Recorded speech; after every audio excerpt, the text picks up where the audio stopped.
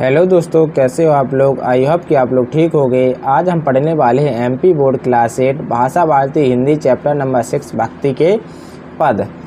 तो इसमें पहला क्वेश्चन है कि निम्नलिखित शब्दों के अर्थ शब्दकोश से खोज कर लिखिए। पंछी, कूप, कूप या कुआ, मधुकर, भौरा, तजी यानी छोड़कर, अधम, नीच, धनुज, राक्षस, दानव, घन, बादल, चकोरा यानी चकोर, चकवा यानी चकवी, पूंजी यानी धन, छाड़ी यानी छोड़कर, छेरी बकरी, अम्बुज कमल, उधारे उद्धार किया हुआ, बांस सुगंध। अब चलते हम क्वेश्चंस की तरफ। तो क्वेश्चन नंबर 2, निम्नलिखित प्रश्नों के उत्तर संक्षेप में लिखिए। कहा है हमारा क्वेश्चन कि सूर्य के मन को सुख कहाँ प्राप्त होता है। तो सूर्य के मन को सुख भगवान श्री कृष्ण के चरणों की भक्ति में प्राप्त होता है। क्वेश्चन नंबर कहा है अब हमारा कि अधम के उद्धारक कौन है। तो अधम के उद्धारक भगवान राम हैं। रैदास किसके आराधक थे। तो रैदास ईश्वर के नाम के आराधक थे। घा क्वेश्चन है हमारा कि मीराबाई को कौन सा रत्न प्राप्त हो गया। तो मीराबाई को राम रत्न प्राप्त हो गया।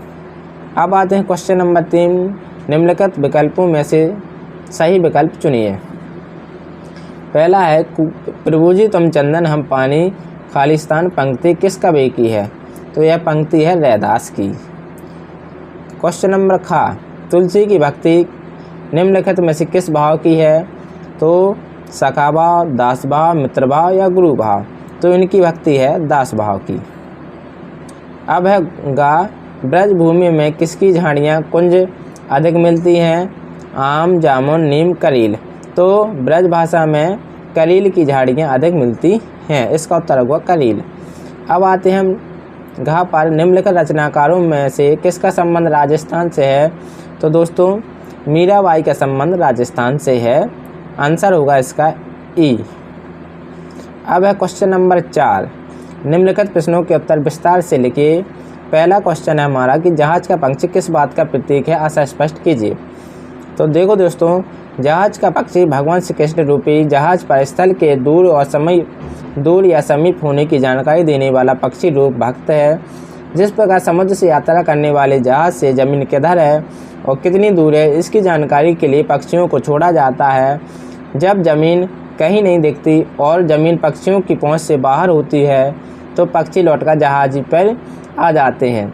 यदि जमीन दूर या समीप होती तो पक्षी उसी दिशा में उड़ते हुए चले जाते थे और वह जमीन ही उनकी शरण स्थल बन जाती थी। नाविक भी जहाज को उसी दिशा में खींचने लग जाते थे। उस जमीन पर जाकर जहाज अपना लंगा डाल देते थे।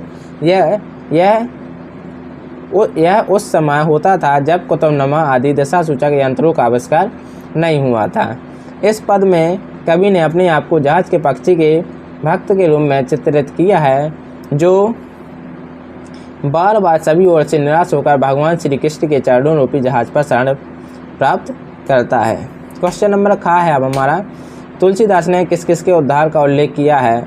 तो तुलसीदास ने वर्णन किया खग जटायु, मृग मारीच, व्याघ वाल्मीकि, पाषाण, सांप से पत्थर बनी हुई, गौतम पत्नी अहिल्या, बिटप, यमलार्जुन नामक वृक्ष, जड़, भरत मुनि आदि का उद्धार भगवान श्री राम ने त्रेता युग में और भगवान श्री कृष्ण ने द्वापर युग में किया था। जटायु पक्षी सीता हरण के समय सीता को बचाने के लिए रावण से संघर्ष करते हुए घायल हो गया। श्री राम ने उसका उद्धार किया था। मृगमारीच रावण का संबंधी था, जो रावण की सहायता के लिए कपट मृग बना हुआ था, जिसका उद्धार राम ने किया था। व्याध पहले डाकू थे, राम नाम का उल्टा जाप करने पर उनका कल्याण हो गया। पाषाण अहिल्या गौतम ऋषि की पत्नी थी। वे अपने ऋषि पति के द्वारा दिए गए शाप के कारण पत्थर बन गई थीं। भगवान राम ने अपने चरणों की धूल के प्रताप से उनका उद्धार किया था। यमलार्जुन को श्राप लगा और वे वृक्ष बन गए थे। द्वापर युग में श्री कृष्ण ने उनका उद्धार किया। इस तरह विभिन्न रूप में पतित हुए प्राणियों का भगवान ने उचित समय पर उद्धार किया था।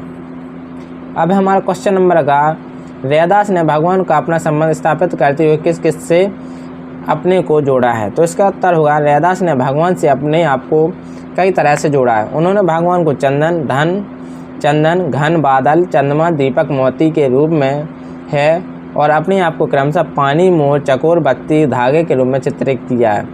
चंदन पानी के संयोग से घिस जाता है और उसकी सुगंध फैलने लगती है। बादल की गर्जना के साथ ही मोर कूकता है। चंद्रमा को चकोर एकटक ही दिखता है। दीपक में बत्ती होती है, वह दीपक की ज्योति बिखेरती है। मोतियों में धागा पिरोया जाता है, फिर हार बन जाता है। सोने को सुहागे से चमक प्राप्त होती है। इस तरह ईश्वर से इन जीवों का विभिन्न प्रकार का संबंध है। अब कहा है हमारा क्वेश्चन कि मीरा की भक्ति भावना से अपने विचार प्रकट कीजिए। तो इसका उत्तर होगा मीरा की भक्ति दास भावना से ओतप्रोत है। वे भगवान श्री कृष्ण की भक्ति दासी हैं। ईश्वर की भक्ति उनके लिए वह रत्न है जिसे कोई चुरा नहीं सकता, ना ही कोई खर्च कर सकता। भगवान की भक्ति का रत्न तो प्रतिदिन सबायाई होता जाता है। इस प्रकार इस भक्ति से मनुष्य सतगुरु की कृपा प्राप्त कर लेता है और सत्य पर आधारित मनुष्य की जीवन नौका बड़ी सरलता से संसार सागर को पार कर जाती है।